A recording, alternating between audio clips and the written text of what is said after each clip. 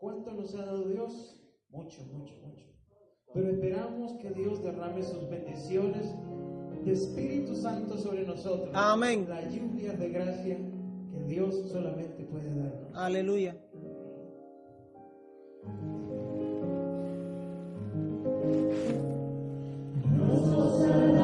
Promesa, lluvias de gracia enviaré, dones que os den fortaleza, gran bendición os daré.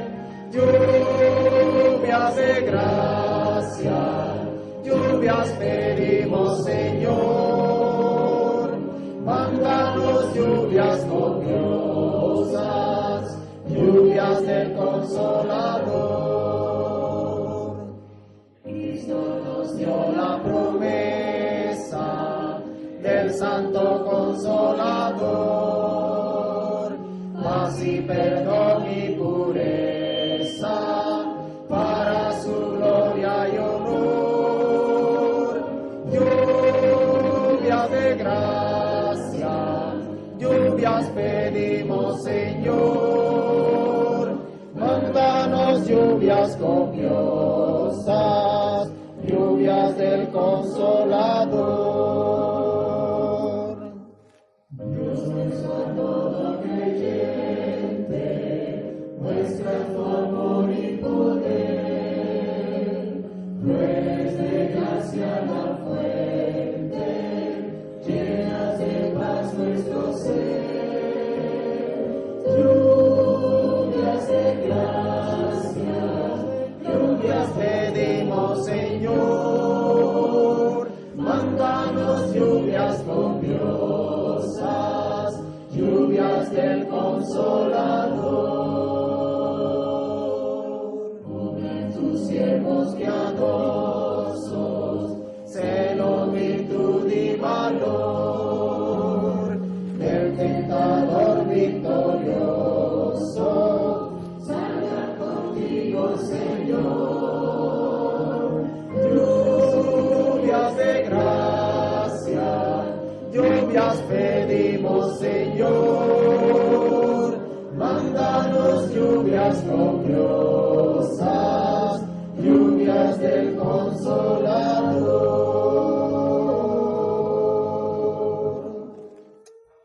Amén.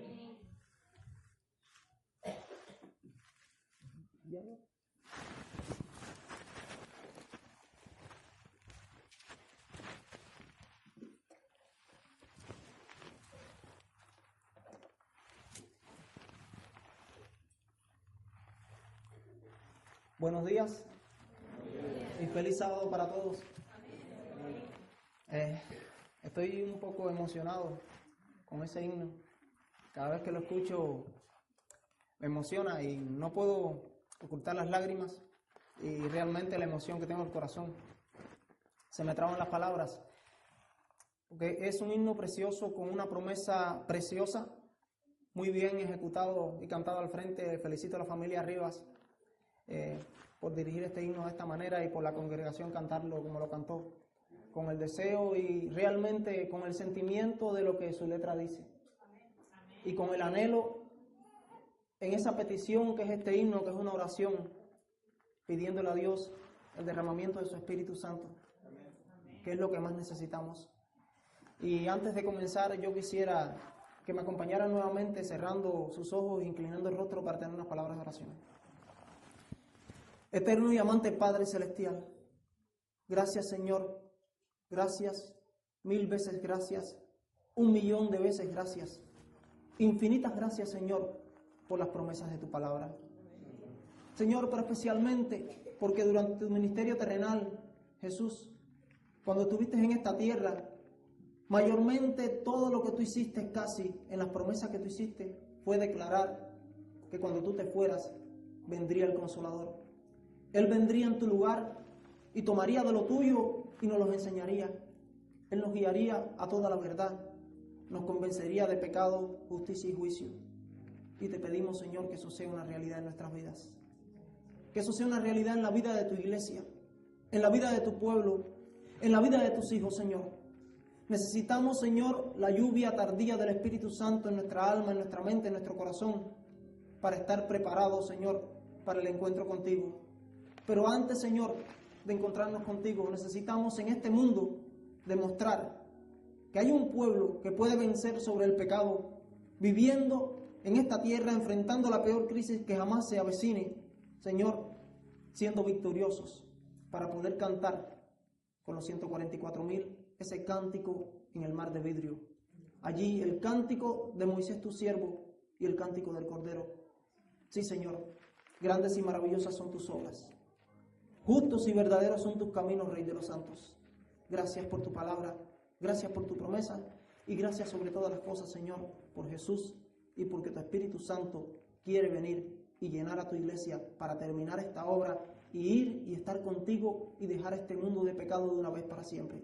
Vindicar así tu nombre y demostrar que tú siempre tuviste la razón, que siempre la has tenido y que el mentiroso del principio fue Satanás y todo lo que lo secundaron. Ayúdanos a vindicar tu carácter, tu nombre ante el universo.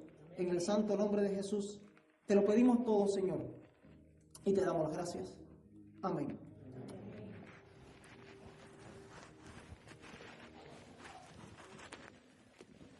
Dice, y los invito conmigo a ir a la primera carta del apóstol San Pablo a los Corintios, el capítulo 10, primera carta a los Corintios, capítulo 10, el versículo 11.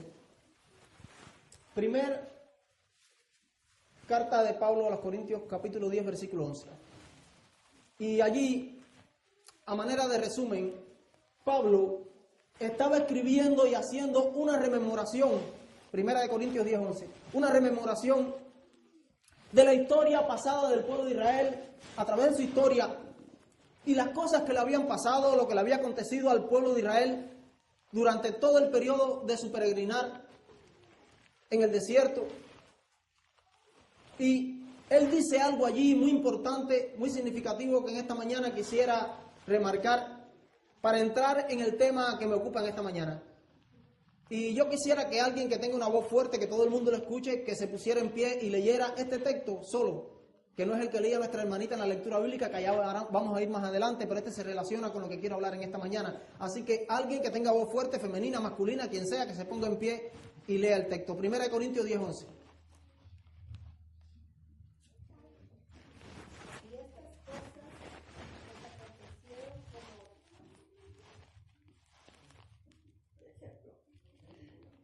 Y estas cosas les acontecieron como ejemplo y están escritas para amonestarnos a nosotros, a quienes han alcanzado los fines de los siglos.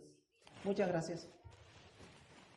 Allí, en ese texto, el apóstol Pablo está diciendo algo muy importante que tenemos que entender nosotros.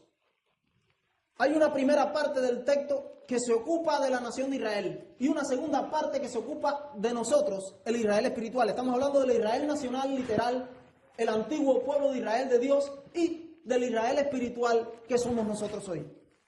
Dice que estas cosas le acontecieron a ellos como ejemplo. Ahí la palabra como ejemplo se está refiriendo a ellos y está hablando de un tipo. Conocemos que la Biblia está llena de tipos y antitipos. Algunos quizás no conocen esta terminología, no vamos a destacarnos hablando de esto ahora porque nos ocuparía mucho tiempo. Pero un tipo es un símbolo, una copia que simboliza una realidad que ha de venir en un futuro. Es decir, que el pueblo de Israel, el pueblo del Éxodo, el pueblo que salió de Egipto, de la tierra de Egipto, que se formó como nación no tanto en Egipto, sino que se formó como nación allí al pie del monte Sinaí. Ese pueblo fue el pueblo del Éxodo. Pero el pueblo del advenimiento somos nosotros en este tiempo final.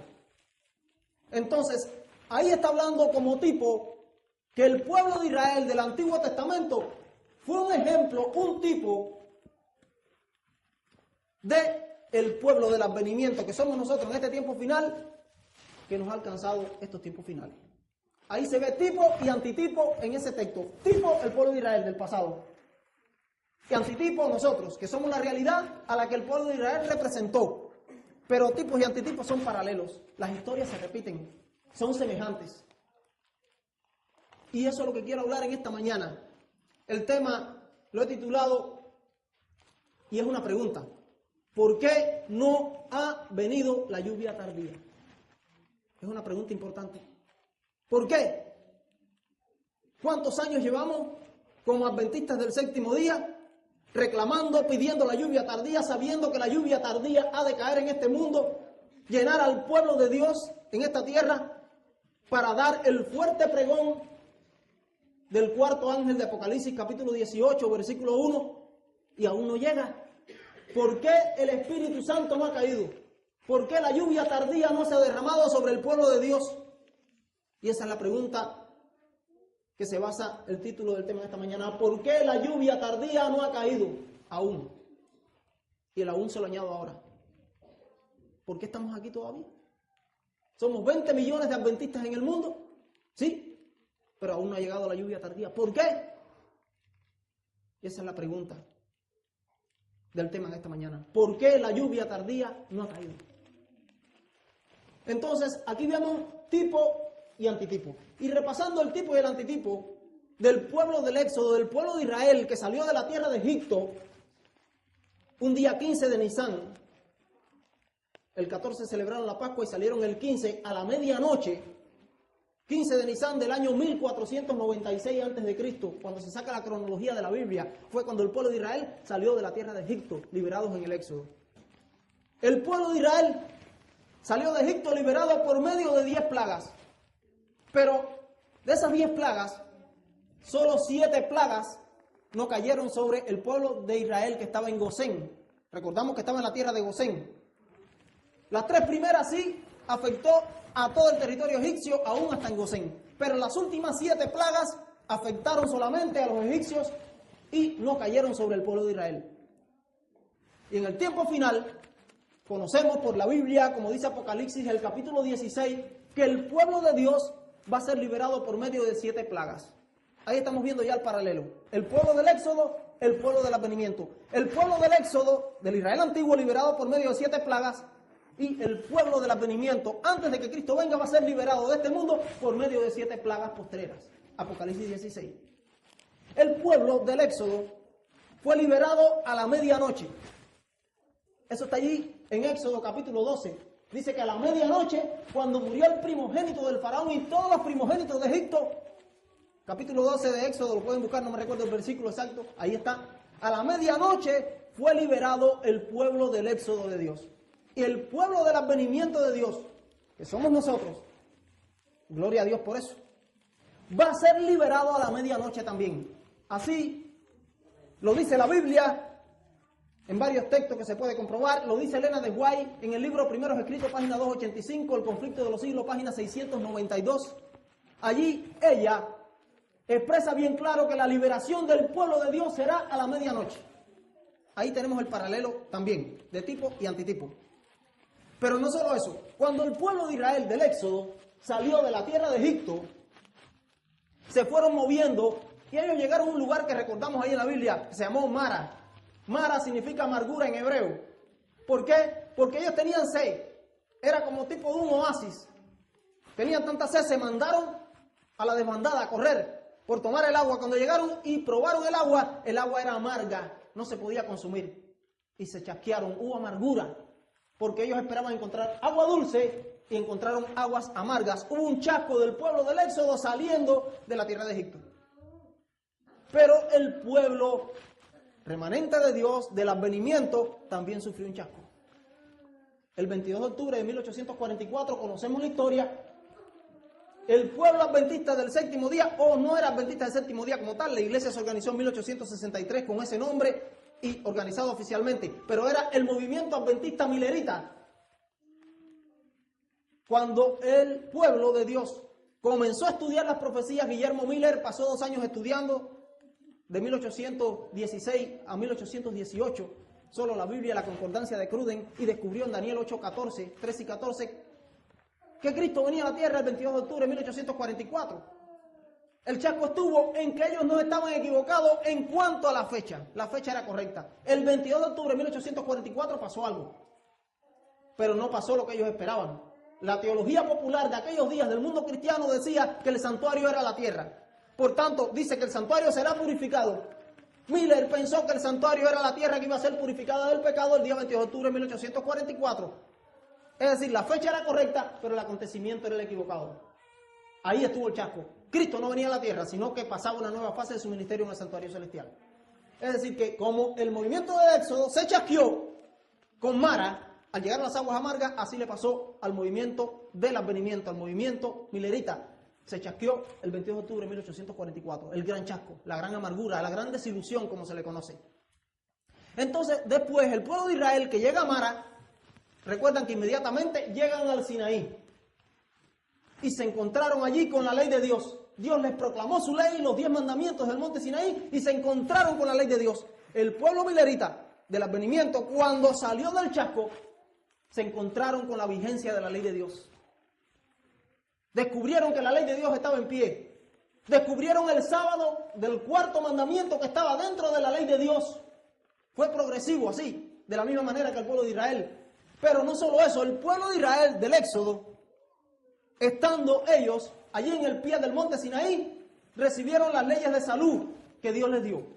El pueblo adventista recibió las leyes de salud por medio del ministerio profético de Elena de White, por medio de José Bates, de los pioneros, y entendieron y entendimos este tema de la reforma pro salud con respecto a las leyes de salud. Así la recibió el pueblo de Israel del Éxodo. Pero no solo bastó allí, no solo se acabó allí, sino que ese movimiento del Éxodo recibió la enseñanza del santuario. Allí en Éxodo 25, 8 y 9, Dios le dice a Moisés: hazte un santuario conforme al modelo que yo te he mostrado en el monte. Y Moisés hizo exactamente todo lo que Dios le indicó en el tabernáculo terrenal, que se convirtió después en el templo de Dios en la época de Salomón, y después en el templo de Dios en la época de Esdras y Nehemías, cuando regresaron de la cautividad de Babilonia, y que lo remodeló Herodes el Grande, y que fue destruido por Tito en el año 70.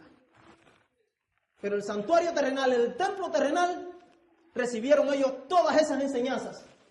Y el pueblo adventista recibió la enseñanza del santuario por medio de aquella visión, algunos la conocen quizás de la historia, sí sé que la saben, de Crozier, Irán Exxon, iban cruzando el maizal después del chasco, a la medianoche, aquella noche salieron para animar a los otros grupos cuando vieron que Cristo no vino esa noche. Y entonces cuando iban cruzando un maizal, Crozier tiene la visión de Cristo pasando de un lugar al otro del departamento del santuario y descubre la verdad del santuario celestial. Vieron que hay un paralelo total en cuanto a tipo y antitipo, pero no todo acabó allí. Y aquí es donde quiero ir, y es el asunto principal del tema de esta mañana. Después que ellos reciben el chasco, Mara, el pueblo de Israel, después que reciben la ley de los 10 mandamientos, entienden que el sábado está vigente, entienden las leyes de salud, lo mismo que Israel recibió al pie del Sinaí, reciben el santuario, el pueblo de Dios remanente entiende la verdad del santuario celestial y Cristo en el lugar santísimo del santuario, que comenzó la obra de la expiación, del juicio investigador, la purificación del santuario celestial. Poco tiempo después que sucede que Israel llega allí al Sinaí, Dios los quería llevar inmediatamente a la tierra de la promesa. Más o menos la distancia, yendo en línea recta por la zona de los filisteos, desde Egipto hasta Canaán, hay menos de 400 kilómetros de distancia. Pueden ir a un mapa, sacar la proporción, deben ser como unas 150 millas aproximadamente, no más que eso. La nación de Israel eran como 2 millones aproximadamente de personas, yendo a un ritmo de marcha lento. Ustedes saben cuánto tiempo demoraría en llegar a esos 400 kilómetros casi toda la nación de Israel a la tierra de Canaán por esa vía recta de la tierra de los filisteos. Menos de 15 días. ¿Y cuánto tiempo estuvieron en el desierto? 40 años. Y ahí entra la parte principal. Dios quería llevarlos inmediatamente a la tierra de la promesa porque fue su propósito. Pero Israel no cumplió el propósito de Dios en aquel tiempo, en aquel momento. Y estuvieron bajo la reprensión divina, bajo el castigo de la reprensión de Dios por su incredulidad. Y estuvieron vagando en el desierto durante 40 años, dando vueltas alrededor de los montes de Seir, mayormente. Estaban dando vueltas ahí donde mismo, estáticos, no avanzaban, ni llegaban a Canaán ni iban para Egipto, aunque tenían Egipto en el corazón. Así lo dice Hechos 7:39, no es invento mío. Esteban, lleno del Espíritu Santo, predicando allí, dijo que ellos, aunque no llegaron allí, tenían Egipto en el corazón todavía. Tenían Egipto en el corazón, querían virar las ollas de carne de Egipto, dando vueltas en el desierto, y por eso tuvieron esos 40 años. Pero Dios levantó 2 hombres en aquel periodo, Recuerdan que cuando llegan allí a los límites de la frontera en Cades Barnea, pasó algo.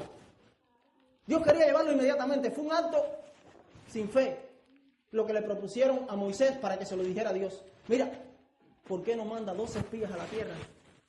Para explorar la tierra, a ver si se puede conquistar. Si Dios no dijo que la tierra era buena, ya Dios los iba a llevar a la buena tierra, a la tierra que fluye leche y miel, porque ellos tenían que dudar de si la tierra era buena o no y mandar espías. Pero Dios hizo lo mismo que pasó cuando en la época de Saúl. Dios no quería ponerle rey a Israel, pero el pueblo pidió rey. Dios le dijo, bueno, eso es lo que ustedes quieren, le voy al rey. Dios es tan consecuente a veces con nosotros. Y entiende nuestra falta de fe a veces. Que dijo, bueno, está bien. La tierra es buena, yo se lo dije, pero manden, no hay problema conmigo.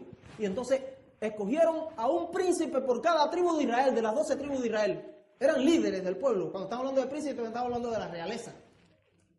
Josué era de la realeza del pueblo, Caleb era de la realeza del pueblo, y los otros 10 que no se mencionan los nombres, eran príncipes de cada una de las tribus de Israel. Eran líderes del pueblo. Y eso es muy importante marcarlo. Ellos salen y van a la tierra. La recorren 40 días.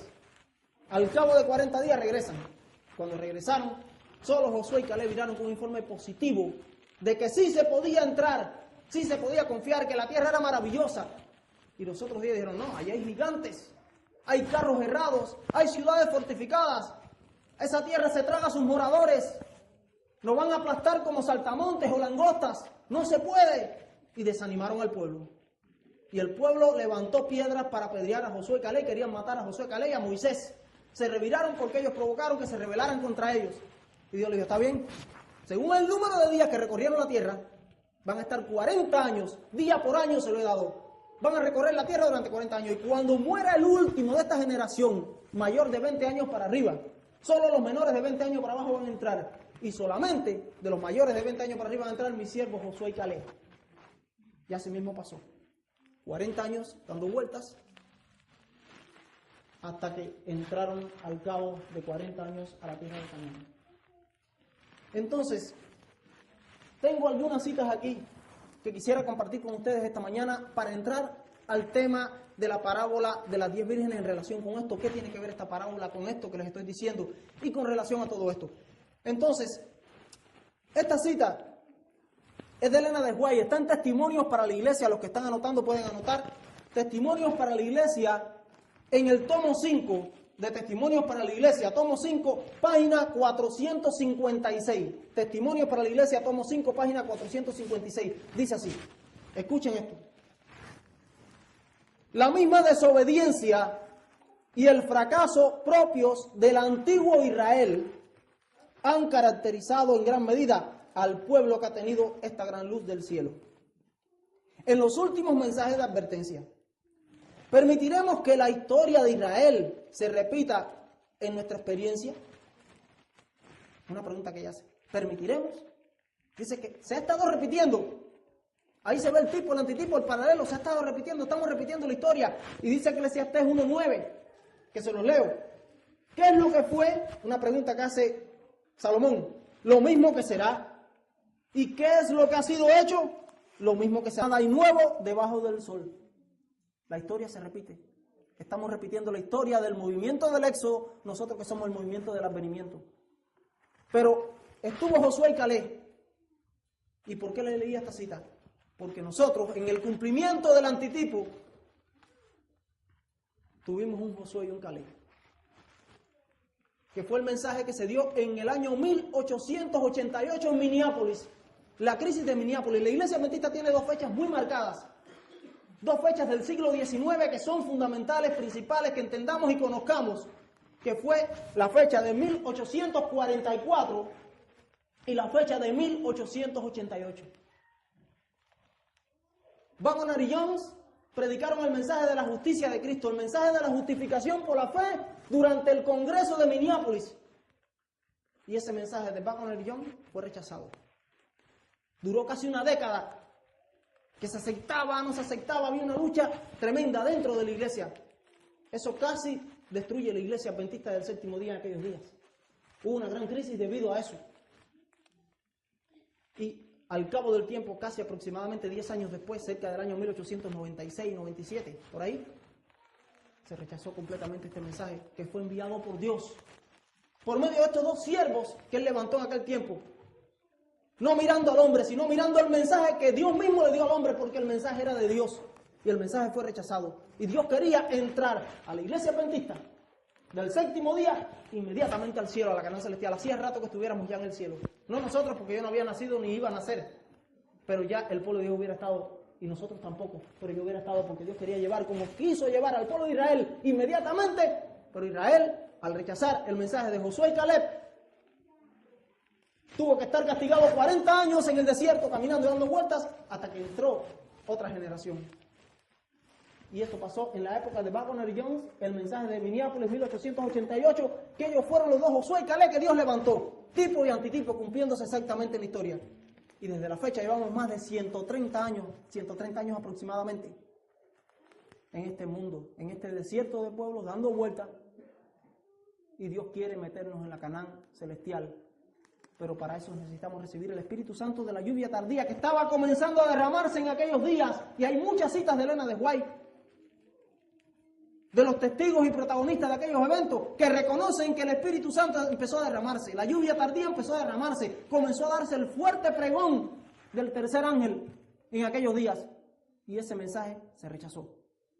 Y por eso estamos dando vueltas en este mundo. Y leí esta cita y se la vuelvo a leer de nuevo. Dice, la misma desobediencia, escuchen, la misma desobediencia, igual, símil, la misma desobediencia y el fracaso propios del antiguo Israel, estamos hablando de Israel antiguo, han caracterizado en gran medida, no en una pequeña medida, al pueblo que ha tenido esta gran luz del cielo. Y en los últimos mensajes de advertencia, dice ella ahora una pregunta, ¿permitiremos que la historia de Israel se repita en nuestra experiencia? Entonces, le voy a compartir otras citas más relacionadas para que se haga completo el cuadro de lo que les quiero presentar en esta mañana. Dice, en su gran misericordia, escuchen lo que ella dice, en su gran misericordia, el Señor envió un precioso mensaje a su pueblo por medio de los pastores Wagner y Young. En su gran misericordia, ¿de quién era el mensaje? ¿De Wagner y Young? Fue algo personal propio de ellos, porque yo quiero decir esto porque lo digo, no, fue Dios quien los levantó, fue Dios quien los inspiró, fue Dios quien les dio el mensaje. Eso sí creemos en el espíritu de profecía, si creemos en Elena de White, y si creemos en la Biblia porque estamos viendo el paralelo, el tipo y el antitipo aquí cumplido. Dice ella, en su gran misericordia el Señor envió un precioso mensaje a su pueblo por medio de los pastores Wagner y Young. Este mensaje tenía que presentar en forma más destacada ante el mundo al sublime Salvador. El sacrificio por los pecados del mundo entero. Presentaba la justificación por la fe en el garante. Era el verdadero mensaje de la justificación por la fe, el mensaje del tercer ángel. Invitaba a la gente a recibir la justicia de Cristo, que se manifiesta en la obediencia a todos los mandamientos. Clave. Guardan los mandamientos de Dios y tienen la fe de Jesús. No se puede remarcar uno más que el otro, porque no es el verdadero evangelio. Los dos van a la par, la obediencia y la fe. Y entonces dice aquí, este es el mensaje que Dios ordenó. ¿Cómo? Les repito, ¿quién lo ordenó? ¿Elena de White? ¿Wagner? ¿John? ¿Amaury? No. Dice, este es el mensaje que Dios ordenó. ¿Y una orden? Yo estuve en lo militar, 7 años en Cuba. Y hay una frase que se dice muy común en lo militar. Las órdenes se cumplen y después no se desobedecen. Las órdenes se obedecen y no se incumplen. Tienen que cumplir las órdenes que se dan. No importa, inventen, pero cumplan lo que yo dije. Así es. Entonces dice aquí, Dios ordenó este mensaje que fuera dado al mundo. El mensaje del tercer ángel, que ha de ser proclamado en alta voz y acompañado por el abundante derramamiento del Espíritu Santo. Testimonio para los ministros, páginas 91 y 92. Pueden anotar y comprobar que no estoy mintiendo. Dice aquí, el tiempo de prueba, otra más, ya está sobre nosotros. Ella estaba hablando en los días que estaba escribiendo cuando estas cosas estaban pasando, cuando estaba dándose el mensaje en aquella época. Dice, el tiempo de prueba ya está sobre nosotros. Fíjense que ella veía que el tiempo de gracia se estaba al cerrar ya. por las cosas que estaban pasando, el Espíritu Santo se estaba comenzando a derramar.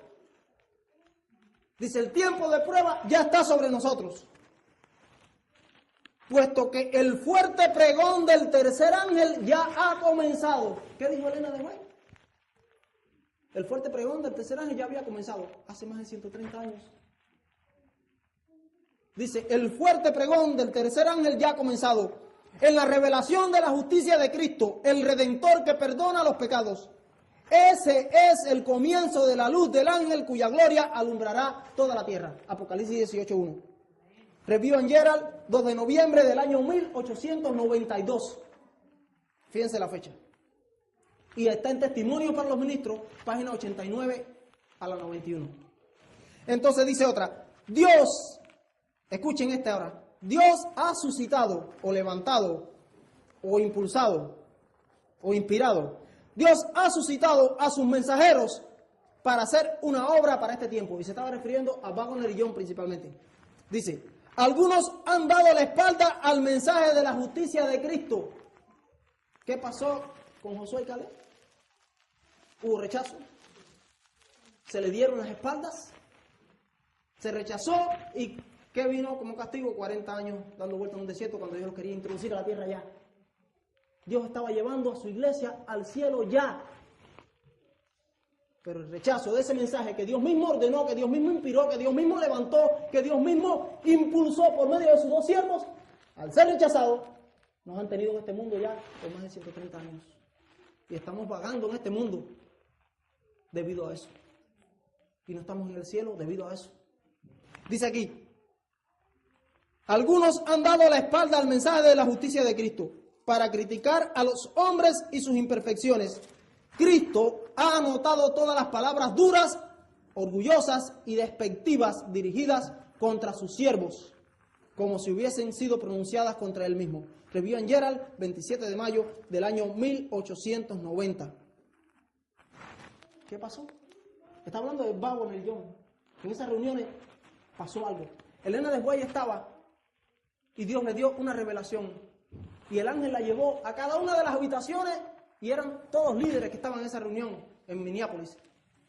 Y escuchó todo lo que estaban diciendo de Waggoner y John.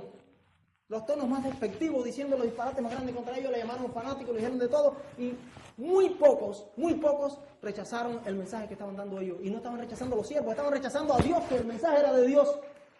Y Elena de White los amonestó a todos, fue amonestándolo, diciendo, Dios me mostró que estaban diciendo esto contra tal y tal, contra Waggoner y John, así mismo. Por eso ella narra esto, ella lo está narrando y lo está escribiendo de lo que estaba pasando. Aquello fue tremendo, porque hubo un rechazo contra el mensaje de Dios en aquellos días. Entonces, aquí tengo dos citas más. A ver si la encuentro. Sí.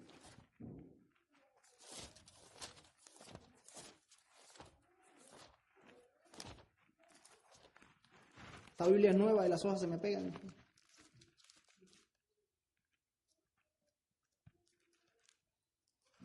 Disculpen la demora, pero es la Biblia nueva.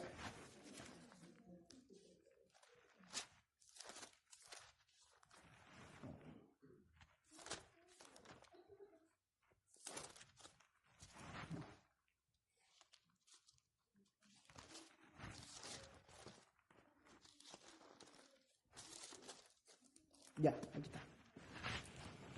Esta es muy importante que entendamos. Esta cita la escribió uno de nuestros presidentes de la Asociación General. Muchos han oído hablar de él, los que han leído la historia de la iglesia, que fue el pastor Arturo Daniels, o Arthur Daniels. Él fue el presidente de la Asociación General que más tiempo ha durado como presidente de la obra de la iglesia.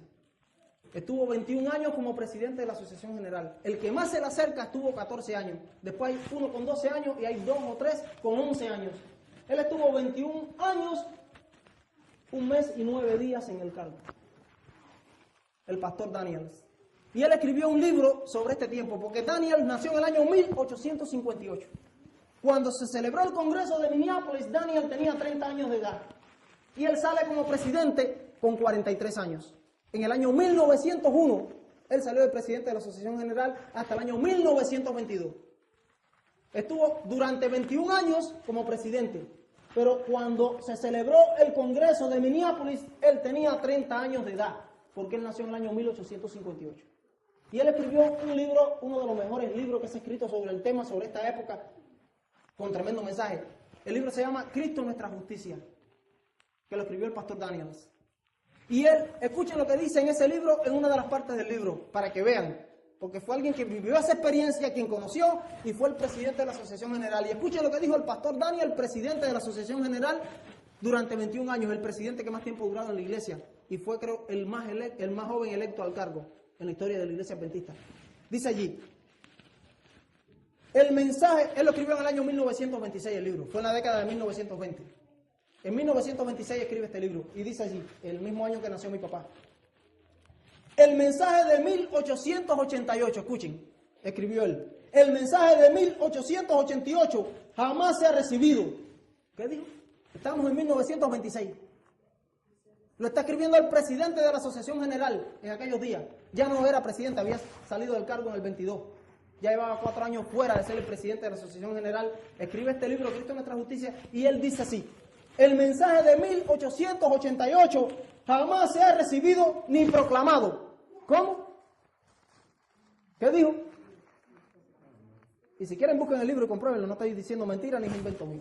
Dice, ni se ha dado curso como debiera haber sido dado a fin de dotar a la iglesia de las bendiciones inconmensurables que venían incluidas en él. Claro, el derramamiento de la lluvia tardía. Y qué mayor bendición que ese derramamiento sobre la iglesia con todo lo que trae aparejado a él. Y dice allí él, la seriedad de ejercer una influencia tal viene indicada por los reproches que mereció. Esas palabras de reproche y admonición debieron ser objeto de la más profunda consideración en este tiempo. Ojalá, dice él, ojalá quiera Dios, todos hubiéramos prestado el oído debido a ambos, la advertencia y el llamamiento, tal como nos vinieron en el Congreso de 1888, de una forma a la vez extraña e impresionante. ¡Cuánta incertidumbre! ¡Oh! No se pudo haber evitado con todo esto. ¡Cuánto vagar! Y está hablando del tiempo que había pasado. Habían pasado ya 40 años hasta ese momento casi. Y ya hoy en día tenemos más de 130 o 130, por ahí estamos. Dice él, ¿cuánto vagar, derrota y pérdidas hubiéramos podido ahorrarnos? ¿Cuánta luz, cuánta bendición, cuánto triunfo y progreso podrían haber sido nuestros? Cristo, nuestra justicia, año 1926, página 33 y 48. Mensaje rechazado. La lluvia tardía había comenzado a derramarse, pero no se derramó completamente sobre la iglesia. No se dio el fuerte pregón y Cristo no ha venido. Todavía estamos aquí, en este mundo. ¿Cuántos años más vamos a estar? No sé. Pero si ese mensaje se hubiera aceptado, Cristo hubiese venido. Entonces, ¿qué nos dice esto? Y aquí es donde quiero caer en el asunto principal esta mañana, porque yo le estaba contando a Sandrita, se lo estuve contando a Araceli también, hace como 2-3 semanas atrás, quizás un mes, no sé, por ahí anda. Estaba trabajando yo viernes, abriendo una zanja para sacar una pipa que estaba rota y bien profunda, como 1 metro de profundidad y bien largo, había que sacarla entera. Y estando trabajando, fue viernes en la mañana, era el día que me iba a ir más temprano, por ser viernes. Y yo no soy, y ustedes me conocen bien, ni soy un fanático, ni soy un alarmista, ni soy un sensacionalista. Yo no sé lo que es tener sueños, ni tener visiones, nunca lo he tenido, ni nada. Pero yo estaba allí ese día y yo sentí que era el Espíritu de Dios que me estaba hablando a la mente. No era una voz tampoco audible. Simplemente fue como un bombardeo de ideas que me vino a la mente, algo que empezó a venirme y me tuve que detener. El hombre que estaba trabajando conmigo, él es un americano, me dice, ¿qué te pasa? Porque me vio, yo no sabía ni qué me pasaba, fue que me quedé así como medio, diría, impactado por lo que me estaba viniendo a la mente. Y es con respecto a lo que leí esta mañana nuestra hermana Beatriz. la parábola de las 10 vírgenes. Desde que yo comencé en la iglesia, yo me bauticé en el año 1996. Yo comencé a entender las cosas de Dios en el año 94, pero el mensaje adventista lo comencé a entender en el año 95, que fue cuando lo conocí. Yo empecé en la iglesia evangélica de los Pinos Nuevos en Cuba y después estuve estudiando con los testigos de Jehová durante 1 año y medio hasta que conocí el mensaje adventista en el año 95 y en el 96 me bauticé. Desde que yo empecé a leer la Biblia y me encontré con esta parábola, me llamó la atención. Uno de los pasajes de la Biblia que más me gusta, siempre más me ha gustado, fue este. Y me impresionaba y me llamaba la atención y yo decía, ¿por qué? ¿Por qué? ¿Por qué tanto? Porque es uno de los pasajes de la Biblia de los cuales estoy enamorado. Y empecé a estudiarlo, pero progresivamente. Cuando conocí el mensaje adventista, me encontré el libro de Elena de White, Palabras de Vida del Gran Maestro, donde habla de las parábolas, y enseguida salí a buscar esta parábola, la explicación de Elena de White. Maravilla, me encantó. Y traté de estudiarlo a fondo y comprender a fondo lo que Elena de White decía en relación a esta parábola y entendí muchas verdades allí presentes. Pero yo sentía que me faltaba algo más. Sentía que no estaba satisfecho completamente de lo que le faltaba al conocimiento de esta parábola en cuanto a mi manera de entender. Y siempre tuve ese interrogante en mi corazón, en mi mente. Y seguí así con el tiempo, el proceso. Hasta que hace 7, 8 años atrás entendí algo más de esta parábola, que nunca lo escuché por nadie. No sé si alguien alguna vez lo dijo antes o no, o está en algún libro, no sé. Yo sé que fue algo que estudiando lo descubrí, porque un día estaba sentado en mi casa y estaba leyendo Mateo 24, el sermón profético del Monte de los Olivos de Jesús. Cuando estaba estudiando este sermón, dije, bueno, como los evangelios sinópticos son Marcos, Mateo y Lucas, este pasaje paralelo está en Marcos 13 y en Lucas 21. Mateo 24 está paralelo con Marcos 13 y Lucas 21. Y yo dije, voy a estudiar los 3 capítulos a la vez para ver nuevos detalles sobre este pasaje, porque hay detalles en uno que no se dan en el otro.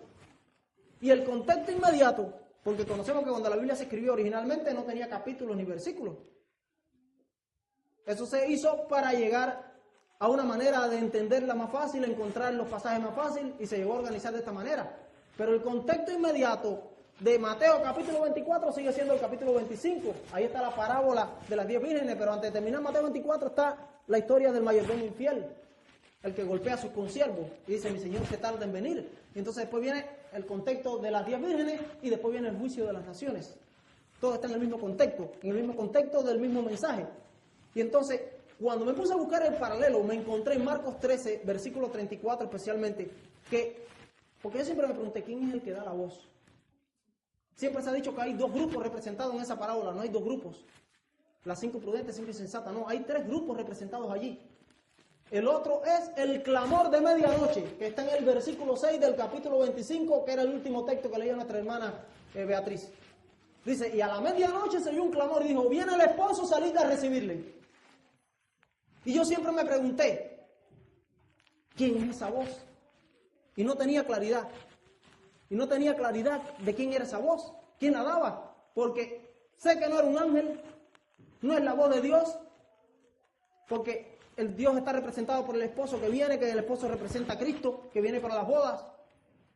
No es la voz de un ángel, porque lo hubiera dicho la Biblia, que un ángel dijo y proclamó. No, a la medianoche soy amor. Estaba dentro de la fiesta de las bodas esa voz. Hay un tercer grupo representado por el que está despierto. Y yo siempre me pregunté, ¿quién será? Hasta que hace 7 o 8 años atrás, quizás, no me recuerdo la fecha exacta, estudiando de esta manera, como estaba estudiando estos capítulos paralelos, me di cuenta que el contexto paralelo inmediato a esta parábola de Mateo 25 está en Marcos 13, el versículo 34, y dice allí que al portero mandó que velase. Ese está representado por el portero. Había un portero que estaba velando, ese nunca se durmió, estaba velando y las 10 se durmieron dentro. Y entonces cuando venía el esposo y la procesión nupcial, él lo vio a la distancia y entonces dio la voz de alerta y se despertaron todas. Pero dentro de las que se despiertan todas, hay algo que pasa en esta parábola.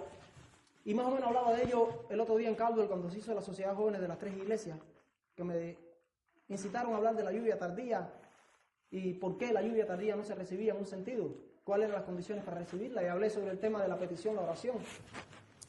Y entonces, analizando esto, la parábola, tú la miras, en la primera parte de la parábola no se ven muchas diferencias al inicio, antes de que se oyera este clamor. Porque fíjate, dice que eran 10 vírgenes. Virgen es algo puro. Está representado por 10 vírgenes. Pero todas tenían lámparas en sus manos. La lámpara es símbolo de la palabra de Dios. Estamos hablando de una parábola, la parábola es simbólica en la Biblia. Todo es un símbolo y se aplica para algo literal. Entonces dice el Salmo 119, 105, lámparas a mis pies, tu palabra alumbrera mi camino. Es decir, que la lámpara es la palabra de Dios.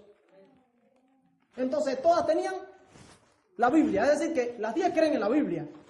Las 10 creen en la Biblia, son vírgenes, porque no andan contaminadas.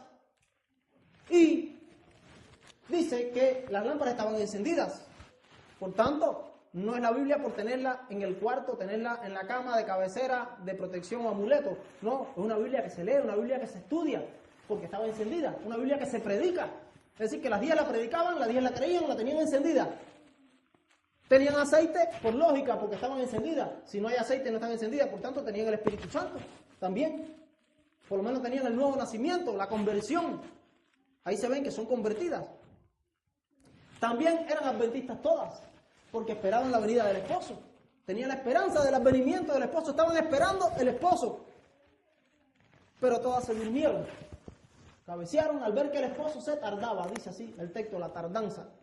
Como está anteriormente en el contexto del mayordomo infiel. Dice que empezó a golpear a su consiervo porque decía, mi Señor se tarda en venir.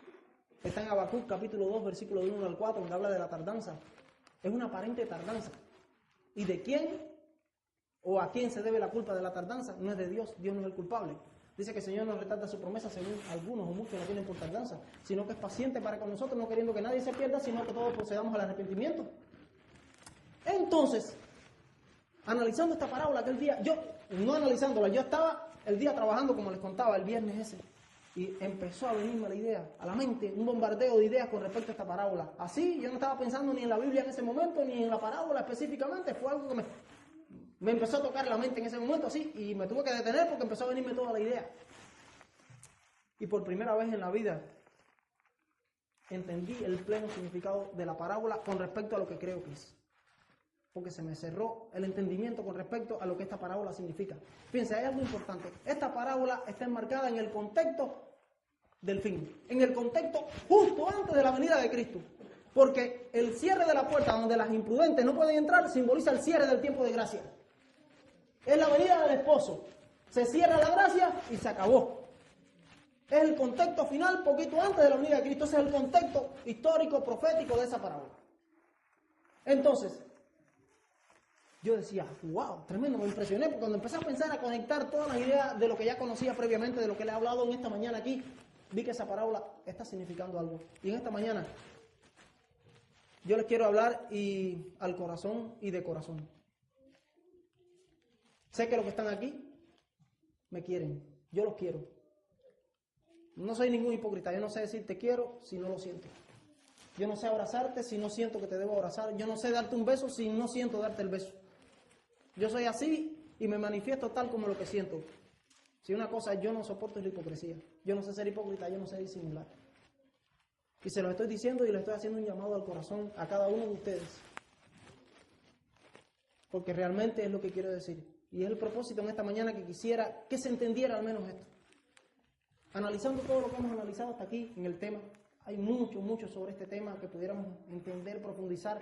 Es bien maravilloso. Les quiero decir algo, mis hermanos. Y es que esta parábola está simbolizada por este mismo cumplimiento de lo que antes les decía. Ustedes saben quiénes son las 5 vírgenes imprudentes. Son aquellos que no acepten este mensaje de 1888. El mensaje de Minneapolis, el mensaje que fue rechazado, el mensaje que no se aceptó, el mensaje donde la lluvia tardía comenzó a caer, el fuerte pregón comenzó a darse. Ese mensaje va a volver a repetirse. El evangelio eterno verdadero, del cual lamentablemente en nuestras iglesias no se está predicando. Y no me importa decirlo, lo digo aquí y se lo digo a quien tenga que decirse. Ahí está la evidencia, en la Biblia, está en el espíritu de profecía. El mismo presidente de la Asociación General, el que más tiempo duró, lo dijo en su libro, lo escribió. Y si quieren busquen el libro y léanlo, búsquenlo para que vean. Es un mensaje que ha sido rechazado. Y por eso estamos aquí todavía. Entonces, eso representan las imprudentes a los que estamos dentro de la iglesia y que vamos a rechazar ese mensaje y no lo creemos y nunca lo vamos a aceptar. Y las 5 prudentes son las que lo aceptan. Fíjense, están dormidas porque no lo entienden. Porque no se les ha explicado bien, no han entendido cómo entender cuál era el mensaje que se estaba dando, porque yo les estoy hablando y yo sé que muchos aquí están diciéndose ahora, bueno, ¿y cuál es el mensaje? Sí, porque él está diciendo, pero ¿cuál fue el mensaje? ¿Y cuán diferente es ese mensaje del que tenemos hoy en día, del que estamos creyendo, del que decimos y predicamos y no compartimos? ¿Cómo yo sé distinguir cuál es el que tengo que aceptar o no? Esta mañana no se lo puedo decir, tendríamos una semana o más de una semana hablando del tema. Pero ustedes tienen mente, ustedes tienen Biblia, ustedes tienen los escritos del Espíritu de Profecía. Ustedes pueden investigar y revisar cuál era el mensaje que fue rechazado para entender cuál es el mensaje verdadero que hay que creer de la justicia verdadera de Cristo y estar preparado para recibir la lluvia tardía que va a caer, quiéralo tú o no lo quieras tú, quiéralo yo o no lo quiera yo. Ella va a venir. Porque Israel después de 40 años entró a Canaán. Dios los metió a la tierra de Canaán. Y Dios va a entrar a su pueblo del advenimiento a la Canaán celestial. La lluvia tardía va a venir. El Espíritu Santo se va a derramar y el fuerte pregón se va a dar y el mundo se va a preparar para el encuentro con Cristo. Y esto está representado por las 5 prudentes que aceptaron el mensaje. Por eso que tenían el aceite en sus lámparas. Fíjense, todas tenían aceite en sus lámparas. Se le estaban apagando las imprudentes cuando se dieron cuenta que se despertaron porque no tenían el aceite adicional. Dice que tenían vasijas con sus lámparas. Fíjense, porque muchas veces piensan no, que es que tenían la lámpara más grande y tenían más aceite que las otras. O que le habían echado menos, que no, le habían echado la misma cantidad al principio, lo que se estaban acabando al mismo nivel, pero las prudentes tenían un aceite adicional que lo podían rellenar en sus lámparas. Y el aceite adicional era la misma cantidad para llenar la lámpara otra vez que habían echado previamente la primera vez. Y cuando estas salieron fuera, dijeron, no le podemos dar, no somos egoístas, no somos tacañas, pero si se lo damos a ustedes nos vamos a quedar nosotros sin él. Salieron fuera a comprar aceite. Cuando regresaron la puerta estaba cerrada. Se le había cerrado el tiempo de gracia y se quedaron fuera diciendo, Señor, ábrenos. Dice, no os conozco. Las palabras más tristes de la Biblia que está en Mateo 7, 21 al 23. No todo el que me dice Señor, Señor, entrará al reino de los cielos. ¿Y quién le dice Señor al Señor? ¿Se lo dice el mundano? ¿Se lo dice el impío? ¿Se lo dice el perdido? No, se lo dice el profeso pueblo de él. Las vírgenes eran vírgenes, tenían lámparas, tenían aceite, creían en el esposo en su venida. Eran adventistas. Y sin embargo 5 de ellas eran imprudentes, se perdieron. Se quedaron fuera. Y le dijeron, Señor, ábrenos. Dicen, nunca los conocí. Apartado de mí, hacedores de maldad, dice Mateo 7, 23. Y hacedores de maldad significa, y anoche estaba hablando con Sandrita por teléfono. Van a la concordancia Strong, Mateo 7, 23, y donde dice hacedores de maldad, el término maldad, que en la King James dice iniquidad, es la palabra anomía. Y anomía significa quebrantador de la ley, violador de la ley. Apartados de mí, quebrantadores de la ley. Es lo que dice literalmente el texto. Violadores de la ley, enemigos de la ley de Dios.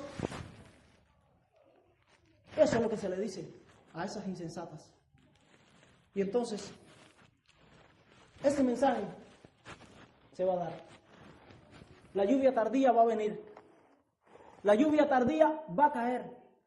Pero va a caer sobre aquellos que acepten este mensaje y lo vuelvan a estudiar. Elena de White dice algo. Una cita que muchos conocemos y no la sabemos hasta de memoria. Que dice, desde el tiempo no tenemos nada que temer al futuro. A menos que olvidemos la forma maravillosa en que Dios nos ha conducido en nuestra historia pasada. Testimonio para los ministros, página 31. ¿Qué? No tenemos nada que olvidar del pasado. Y eso nos hará a nosotros no temer al futuro. ¿Por qué no temer al futuro? Porque si nos acordamos de nuestro pasado y aprendemos del pasado y aprendemos de la historia del pasado, ¿qué le pasó al pueblo de Israel del Éxodo? Terminó en Josué y Caleb. ¿Qué terminó el pueblo adventista en los inicios? Que terminó con Wagner y John y aquel mensaje en 1888. Si aprendemos esa historia bien, como dice Pablo en la lectura que les leía al principio yo, 1 Corintios 10, 11, que leía yo no, que invitaba a leer. Dice allí, el texto, estas cosas le han acontecido a ellos y han quedado como ejemplo para nosotros cuando han alcanzado el fin de los siglos. El ejemplo está ahí. Aprendamos del ejemplo, aprendamos de los tipos, los antitipos para saber dónde estamos en la historia. Porque si no vamos a estar perdidos. No vamos a saber por qué estamos aquí, por qué somos adventistas. del séptimo día. ¿Cuál es nuestra misión? ¿Cuál es el propósito de estar aquí? Estudiemos este mensaje y aprendamos cuál es la verdadera justicia de Cristo, el verdadero evangelio eterno, que es el que predica el mensaje de los tres ángeles. Cuando entendamos el evangelio correcto, de la manera correcta, como se predicó en Minneapolis, cuando fue rechazado, entonces cuando la iglesia lo entienda, cuando lo entiendas tú personalmente, cuando lo entienda yo, vamos a estar preparándonos para recibir la lluvia tardía. Y el Espíritu Santo va a venir sobre ti, sobre mí, sobre la iglesia, y vamos a dar el último pregón a la tierra. El mensaje de la verdad presente, el mensaje de los tres ángeles, el mensaje que exalta la ley de Dios y la fe de Jesús. El mensaje verdadero, el mensaje correcto, el mensaje que ninguna otra iglesia tiene. No pensemos que la tienen las demás iglesias evangélicas. Ese evangelio que ellos predican no es el evangelio correcto y muchas veces nos hemos conformado con el evangelio evangélico. El mensaje de la justificación por la fe es el mensaje que hemos creído, lo tenemos y está ahí. Pero no lo vemos porque no se nos enseña, no se nos dice desde aquí. No se estudia en los hogares, no se estudia en la familia y estamos viviendo entretenidos. Y por eso estamos aquí. 20 millones, grandes instituciones, grandes teólogos, universidades, todo lo demás. El orgullo laodiceo, eso es lo que tenemos. Orgullo laodiceo. Estoy rico y estoy enriquecido, de nada tengo necesidad. Y Dios nos dice, mira, ustedes son unos pobres, unos desventurados, ciegos, desnudos. Por tanto, yo te aconsejo que de mí compre oro refinado en fuego para que seas rico, vestiduras blancas para que te vista y colirio para que unjas tus ojos. Ese es el mensaje. Ese es el mensaje. ¿Cuál es el oro refinado en fuego? La fe que obra por el amor. Fe y obras. No desvincularlas, no divorciarlas nunca, porque están bien vinculadas, bien unidas. Muéstrame tu fe por tus obras, dice Santiago. Si tú dices que tienes fe y no tienes obra, eso es mentira tuya. La fe verdadera está acompañada por obras. Colirio para que unja tus ojos es la luz que nos da el Espíritu Santo para entender la verdad de la palabra de Dios, porque Él nos guía toda verdad. Y la justicia de Cristo, que es vestiduras blancas para vestirnos, porque estamos desnudos. La verdadera justicia de Cristo, no la falsa justicia que se predica. La verdadera que está en la Biblia, la verdadera que dice el Espíritu de Profecía, la verdadera que se enseñó en Minneapolis por Wagner y Young y que fue rechazada. Cuando entendamos eso, vamos a estar capacitados y preparados para que el Espíritu Santo venga sobre la iglesia. Y vemos que allí en la parábola de los 10 vírgenes lo que sucede es un zarandeo. Porque en la zaranda se van 5 imprudentes y se quedan 5 sensatas. Eso es el zarandeo que va a venir como consecuencia de la aceptación de este mensaje. Los que acepten este mensaje van a ser rechazados por los que no lo acepten. Las imprudentes no lo aceptaron y ahí hubo el zarandeo y la división. Y ustedes saben qué dice Elena de White, y sé que saben la cita, está en Eventos de los Últimos Días. Dice que la causa que provoca el zarandeo es la aceptación del testimonio que da el consejo del testigo fiel a la iglesia de la Odisea. Apocalipsis 3:17. Ese consejo, por tanto te aconsejo que de mí compre oro refinado en fuego para que seas rico, vestiduras blancas para que te vistas, colirio para que unjas tus ojos. La aceptación de ese testimonio directo que exige el testigo fiel a la iglesia de la Odisea por los que lo acepten, que está representado por las 5 prudentes, va a provocar el celo, la envidia, la oposición, la guerra, como mismo pasó en Minneapolis en este tiempo final. Y la lluvia tardía va a ser derramada sobre el pueblo de Dios. Y se va a terminar dando el fuerte pregón. Y el mundo va a estar preparado para la cosecha. Y algo muy importante que muchas veces ni se habla ni se quiere hablar. En ese tiempo final la gracia va a cerrar. Y cuando la gracia cierre, vivirá sobre esta tierra un pueblo de Dios, los 144,000, que van a tener un carácter de justicia perfecto. Victorioso sobre el pecado. El pecado completamente será borrado porque ya se acabó la intercesión de Cristo en el santuario celestial y será un pueblo que viva en la perfección de Dios. Dice Judas 24, y aquel que es poderoso para guardarlo sin caída, al único y sabio Dios, ese, y guardarnos sin mancha, es el que lo va a hacer. Porque el Evangelio, como dice el concepto, Romanos 1:17, es poder y poder de Dios para salvación, al judío primeramente y también al griego. Es el poder de Dios. Todo lo puedo en Cristo, todo lo puedes en Cristo, todo lo podemos en Cristo que nos fortalece. ¿Cuándo va a venir la lluvia tardía? Cuando estudies ese mensaje, cuando lo creas y lo entiendas. Se ha ignorado, se ha tapado, se ignora, se ha quedado y no se conoce ni se predica. Busquemos, estudiemos. Les invito a algunos libros, hay muchos libros, este mismo, Cristo y su justicia. Los libros que fueron escritos durante la época de Wagner y Young, el libro Testimonios para los Ministros de Elena White habla mucho sobre esto. El libro Mensajes Selectos, Testimonios para la Iglesia. Hay un libro que es uno de mis favoritos, me gusta mucho, de un adventista, vive en Washington, en Walla Walla, trabaja. Él es un laico, se llama Ron Duffield. El libro se llama Herido en casa de sus hermanos. Búsquenlo, está en las redes, está en PDF, se puede descargar fácil. No es muy largo, pero está contundente con este mensaje y van a entender qué era este mensaje. Se llama Herido en casa de sus hermanos. Él escribió El retorno o el regreso de la lluvia tardía, que es el primero. Ese está excelente también. Está La ley en Gálatas de Waggoner. Está Lecciones de fe de Waggoner y Young. Hay muchos libros, busquen los libros de 1888 y todos los registrados sobre esto. Predicadores en las redes sociales. Para mí, la máxima autoridad, Dennis Privy. Busquen lo que dice Dennis Privy. Estudien lo que él dice para que vean y entiendan por qué estamos aquí. ¿Qué cosa fue este mensaje y qué implica este mensaje? Cuando la iglesia de Dios, el remanente de Dios, entienda este mensaje, entonces la lluvia tardía va a venir. Y eso es lo que la parábola de las vírgenes está diciendo. Fíjense que 5 entraron porque tenían el aceite adicional. El aceite adicional es el Espíritu Santo en la lluvia tardía, que lo reciben por aceptar este mensaje. Y el que estaba despierto son los que lo han creído, lo han mantenido, lo siguen diciendo y despertaron, porque hay muchos en la iglesia. Y lamentablemente, ojalá todos los que estamos aquí fuéramos o de los que están despiertos como ese centinela que estaba de guardia, ese guarda que estaba a la puerta, o seamos como las prudentes. Ojalá no fuéramos de las insensatas. Pero lamentablemente sí es así. Algunos aquí quizás me hagan caso de lo que dije esta mañana. No lo estoy hablando de mí. Pueden estar seguros que siento que viene de Dios. Dios me inspiró a decirlo. Yo no estaba programado para predicar hoy aquí. Le tocaba predicar a otro. Me hablaron y vine y dije, bueno, Señor, y el aviso me lo dieron un día después que me pasó esto el viernes. Fue como el sábado. Oficialmente. Y dije, Señor, entonces tú lo que quieres que predique sea esto. Voy a predicar esto. Y no solo esto. Aquí, donde quiera que me inviten, voy a seguir dando este mensaje y lo voy a seguir dando hasta el fin. Porque es el mensaje que Dios quiere escuchar. A ver si la iglesia despierta, a ver si despertamos y nos preparamos, porque ya nos hastía este mundo. Yo no quiero estar más en este mundo ya. ¿Hasta cuándo vamos a seguir en este mundo si no tenemos por qué estar aquí? Entonces quiera Dios que podamos aceptarlo, que podamos investigarlo, estudiarlo y entender qué debemos creer, cómo debemos predicar, qué debemos decir para que la lluvia tardía venga sobre nosotros. Porque esta comenzó a derramarse, Dios la comenzó a derramar y Dios la tuvo que retener y retraer porque no fue aceptada y rechazada por su pueblo. Entonces, ¿por qué nosotros tenemos que ser los que seguir rechazando? ¿Por qué nuestra generación tiene que hacerlo? Cambiemos y seamos la generación de la victoria en el nombre del Señor. Amén. Que Dios nos bendiga y preparémonos para el encuentro con nuestro Dios.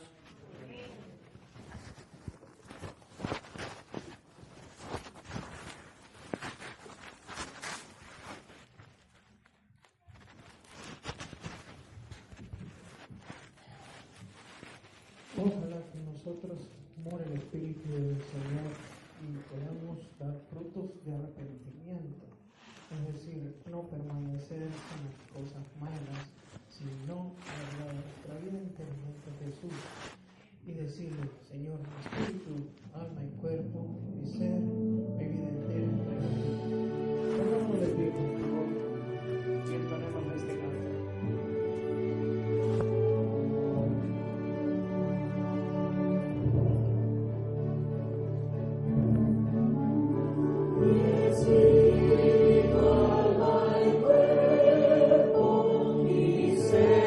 Mi vida entera, cual vida.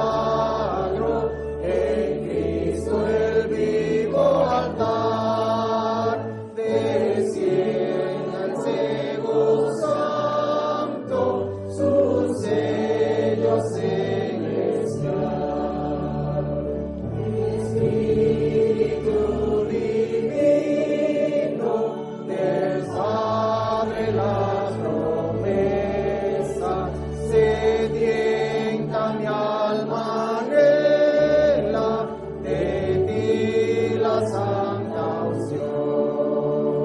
Y todo a Dios consagro en Cristo el vivo altar.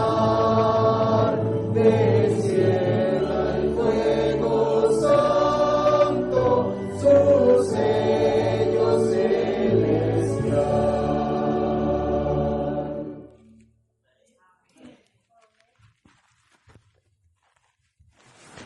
Y en esta mañana yo quisiera invitar, terminando con una oración de rodillas, pero yo quisiera invitar a mi hermana Sandrita, que si ella pudiera pasar al frente y tener la oración final.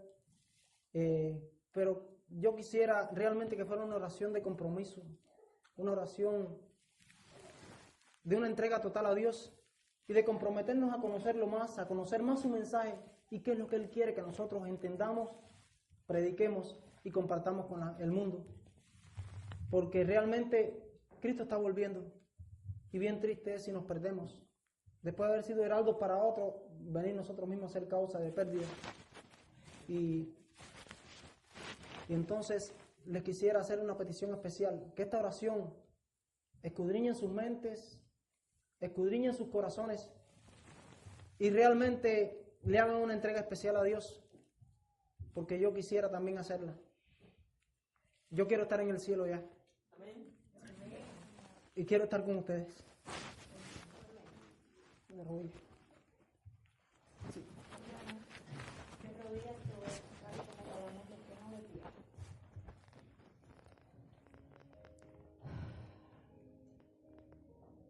Amante Padre Celestial, cariñoso Dios. Amén. Mira este pueblo que está presente de ti en esta hora, Señor. Es tu santo sábado.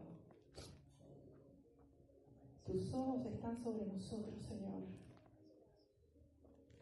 Pero nosotros queremos tu Espíritu. Amén, Señor. Padre, derrama la lluvia temprana. Amén. Cada corazón que anhela tu regreso, que estudia, que se autoexamina, empieza a presentar esa señal, Padre, de que ha creído en ti. Amén. Lluvia temprana, Señor.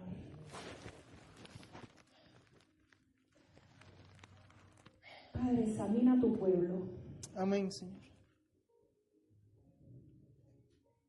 En este examen, muchos vamos a necesitar, Señor, de pasar por pruebas, porque la que viene sin el Espíritu Santo no va a ser posible para ninguno de nosotros. Te amamos. Oh Señor, gracias te damos por Cristo, por este mensaje de 1888. Amén, Señor. El derramamiento de tu lluvia, Señor, en esa época fue grandioso. Hubo mucha gente que fue convertida verdaderamente, pero no fue suficiente, Señor.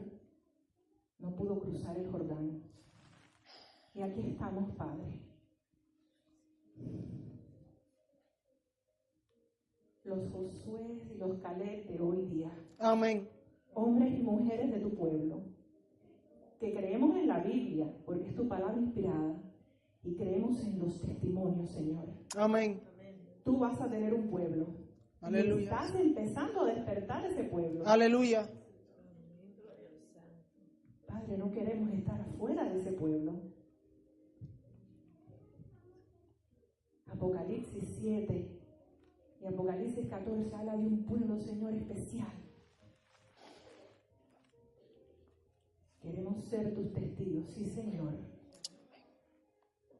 Derrama tu Espíritu sobre nosotros. Amén. Danos humildad, ayúdanos a entender que somos pecadores. Pecamos porque no te creemos. Tú dices que vas a hacer una obra en el que cree. Por eso el Evangelio es poder de Dios para el que cree. Amén. Tu poder se ha dado a este pueblo, Señor, en esta hora. Aleluya, Señor. Aquí hay niños. Estamos nosotros. Están nuestros ancianos. Ayúdanos a ser humildes. A entender, Señor, que si en esta hora no entendemos y no te elegimos a ti, vamos a quedar fuera, Señor, de las bodas del Cordero. Que sea este pueblo en su totalidad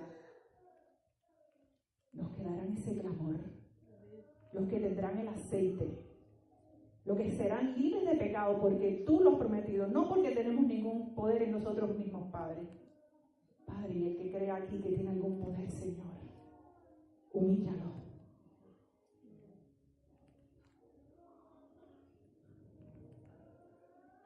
Es hora de que tú termines tu obra. Esta va a ser la generación final. Amén. Ayúdanos, Padre, en esta hora a entender estas cosas. Danos tu espíritu. Ayúdanos a ser estudiantes de la Biblia. Amén. A no seguir a ningún hombre, Señor. A no seguir cantos de sirenas de nadie. Tu evangelio es integral. Es amor y es obras. Amén. Ayúdanos a entenderlo mientras tenemos tiempo. Te amamos, Padre. Te damos gracias por esta palabra. Te damos gracias por Jesús. Amén, Señor. Es tiempo de terminar la obra, hermanos. Sigamos a nuestro sumo sacerdote para que podamos verle en gloria, para que podamos estar todos juntos, alegres, sin temor en nuestro corazón, porque hemos hecho la obra que Él nos ha pedido. Sé con nosotros, Dios eterno. Por ti estamos esperando. Amén. En el nombre de Cristo, la rosa de Sharon, Amén. el príncipe de paz,